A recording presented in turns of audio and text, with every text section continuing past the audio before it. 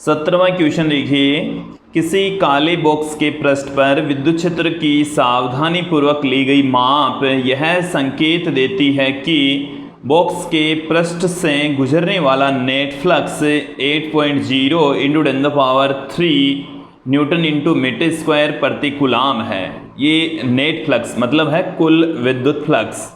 कुल विद्युत फ्लक्स हमें इस क्वेश्चन के अंदर बता रखा है 8 × 10⁻³ न्यूटन इंटू मीटर स्क्वायर प्रति कूलाम। ये हमें एक बॉक्स दे रखा है, काला बॉक्स, और उस बॉक्स से नेट जो फ्लक्स है वो 8 × 10⁻³ न्यूटन इंटू मीटर स्क्वायर प्रति कूलाम गुजरता, ये बता रखा है। इसके अंदर दो पार्ट हैं। पहले पार्ट में हमें पूछा है कि बॉक्स के भीतर नेट आवेश कितना है। ए पार्ट में हमें क्या पूछा है, नेट आवेश। तो हम यहां पर नेट आवेश निकालेंगे गाउस के नियम से। गाउस के नियम से, गाउस का नियम हमें ये कहता है phi = summation Q upon epsilon naught. तो यहाँ से हम नेट आवेश का मतलब है कुल आवेश, तो समेशन Q बराबर आ गया फाई × एप्सिलॉन नॉट।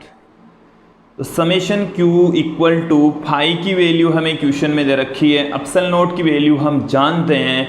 देन क्या आ जाएगा, फाई की वैल्यू है 8 × 10⁻³ और एप्सिलॉन नॉट की वैल्यू होती 8.854 इंटू 10⁻−12 है।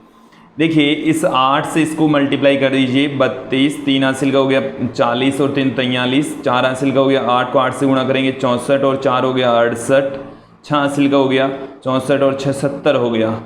और मैं यहाँ पर पॉइंट पुट कर देता हूँ, गुणा इसकी घात -9, ये कूलाम में आ गया।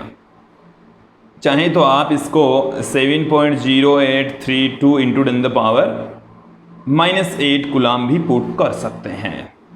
तो ये था इसके पहले पार्ट का सॉल्यूशन। बी पार्ट में क्या कहा है कि यदि बॉक्स के पृष्ठ से नेट बहिर्मुखी फ्लक्स शून्य है, नेट का मतलब है कुल बहिर्मुखी फ्लक्स है वो शून्य है, कि बी पार्ट में हमें बता रखा है कि यदि फाई का मान 0 है तो क्या आप यह निष्कर्ष निकालेंगे कि बॉक्स के भीतर कोई आवेश नहीं है, और क्यों अथवा क्यों नहीं।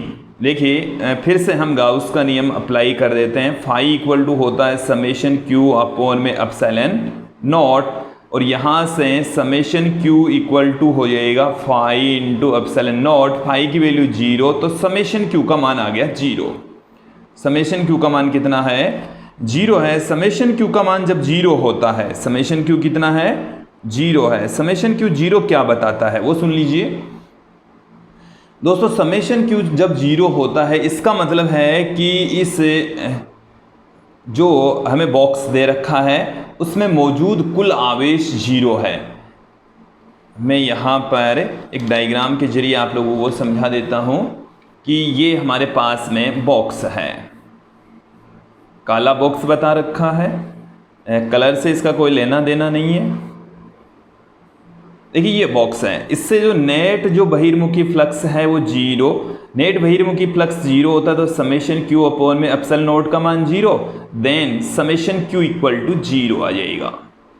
समेशन Q = 0 आ गया। इसका मतलब क्या है कि इस बॉक्स के अंदर मौजूद जितने भी आवेश है उनका बीजगणित योग 0 है। देखो इसका मतलब ये तो नहीं है कि इसके अंदर इलेक्ट्रॉन प्रोटॉन नहीं है, इलेक्ट्रॉन हो सकते हैं, प्रोटॉन हो सकते हैं, लेकिन कुल आवेश 0 है, कुल आवेश 0 है। जितना धनावेश है उतना का उतना ही ऋणावेश है। देखो इसमें पूछा है कि बॉक्स के भीतर कोई आवेश नहीं है, इसका मतलब ये नहीं है कि आवेश नहीं है, आवेश तो है, लेकिन उन आवेशों का बीजगणित योग कितना है, 0 है। आवेश हो भी सकता है, आवेश नहीं भी हो सकता है, लेकिन उनका बीजगणित योग 0 होगा।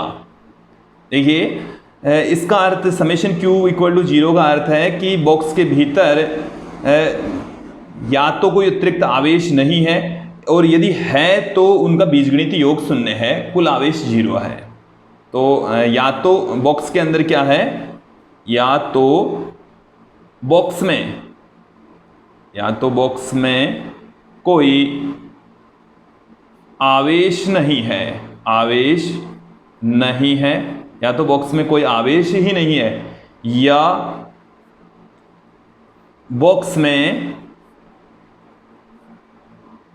में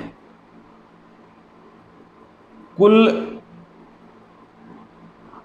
आवेश शून्य है, कुल आवेश शून्य है, अर्थात उनका बीजगणितीय योग शून्य है।